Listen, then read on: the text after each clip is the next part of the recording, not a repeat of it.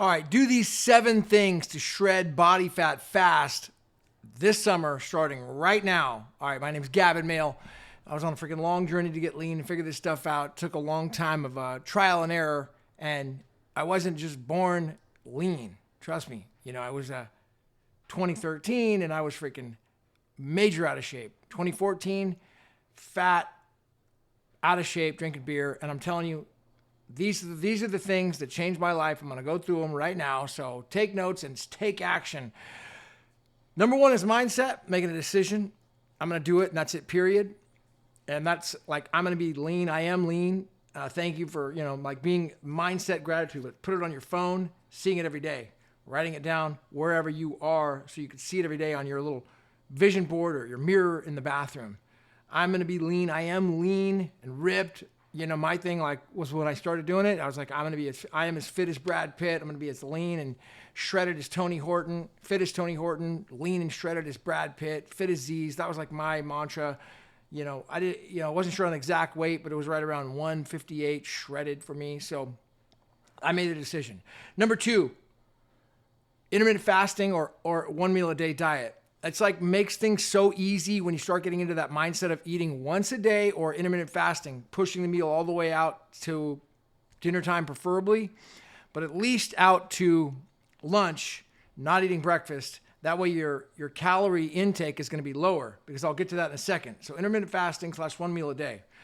Apple cider vinegar, sparkling water. You could add in a little bit of a baking soda with the sparkling water and the apple cider vinegar if you like. That's really, really good for hunger, to get you to do that calorie deficit, because it's all about the calorie deficit at the end of the day. You don't need intermittent fasting to get lean, but you got to have a calorie deficit. So it's 13 calories per pound of goal body weight. So if you're at let's say 170 right now, and you want to be at 160 to get lean and shredded. All right, 160 times 13 calories per pound of body weight, that's going to put you at 2,080 calories per day. Now, at the very lowest you could possibly go is 12 calories. Very lowest. No lower than that you'd ever want to go. Otherwise, you're just going to go into like a massive binge eating. That's right, what would happen to me. So now I'm fortunate enough, I don't even count the calories anymore. But, as you're building the habit and you really want to freaking dial it in, it's a mandatory thing to make sure you stay at that 13 calories per pound of goal body weight. So 160 is your goal times 13. That's going to be exactly 2,080. All right, so next up after that is going to be 10,000 steps, counting steps, or 1 hour fasted cardio. Easy peasy. Every day. Mandatory. That's like just an automatic. You got to hit the steps 1 hour a day, headphones in, or just go out and think in nature, or 1 hour fasted cardio. Bike. Do not do intensity. Do not do jogging. Do not raise your heartbeat up too much. Not if you're trying to get lean. Now, if you're just like training for other purposes, marathon running or whatever, or maybe endurance, yeah, do it. But if you're trying to get lean, do not do jogging. Do not do highly elevated cardio. That's good. That's the worst thing you can do, because your appetite's going to go way up. It's going to explode in hunger appetite. Then you're going to offset all your calorie deficit in massive binge eating.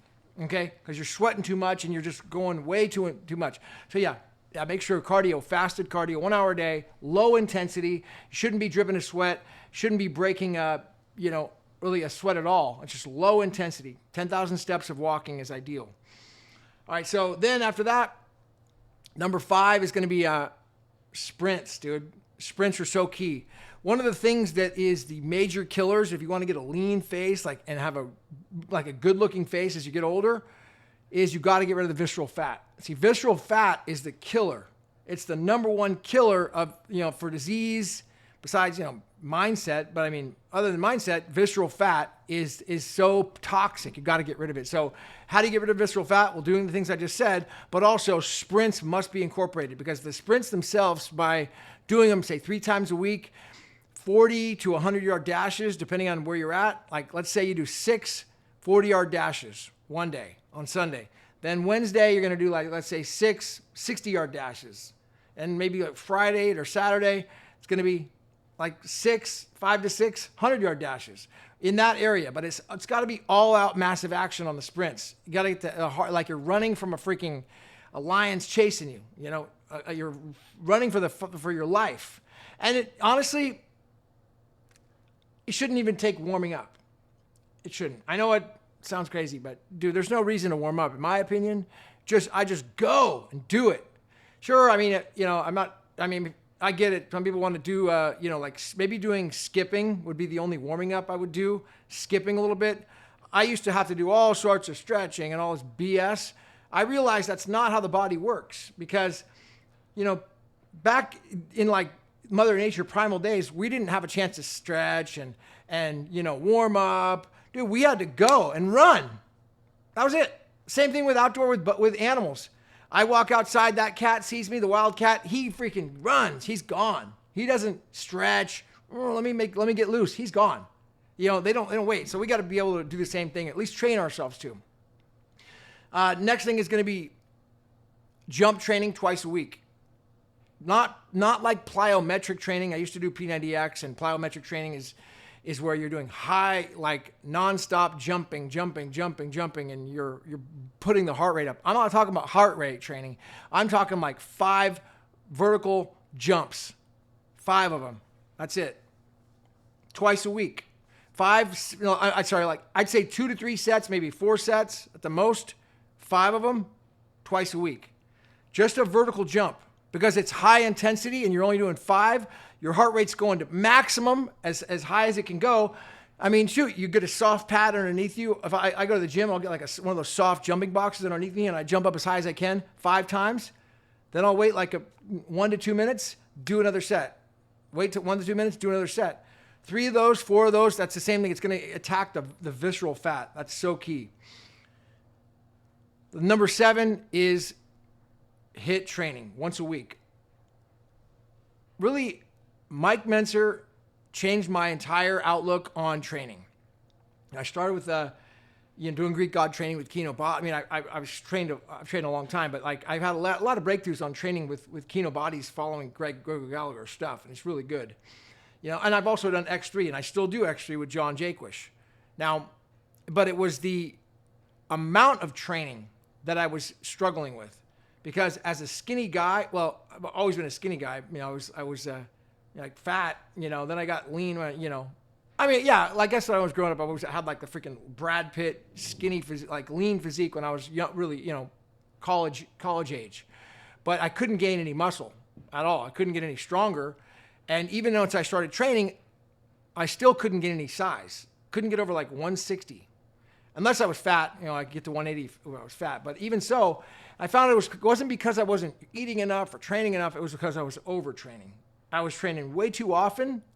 And what I realized after at least listening to Mike Mentzer, he's got there's a channel that's dedicated to him. It's like heavy duty, something on heavy duty. It's amazing. I would recommend it. And they have all of his old talks on there. Mike Mentzer won the Olympia, he ranked 5 in Olympia in 1980. He won Mr. America, I think it was Mr. America, 1978, and had a perfect score, 300. He's the only one who's ever done that. His physique was unreal. And his philosophy wasn't high volume. It was low volume, high intensity, low frequency. If it's true, it's amazing. You train way less time to train, and better results. Like, that's the dream.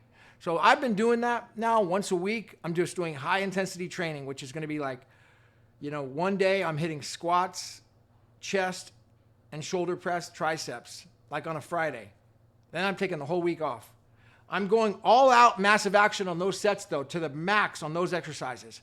Squats to failure, standing press to failure, incline press to failure, and then triceps to failure, a little ab work to failure. Then after that, the next week, deadlifts to failure. I'm doing them on X3, so that way I don't get injured.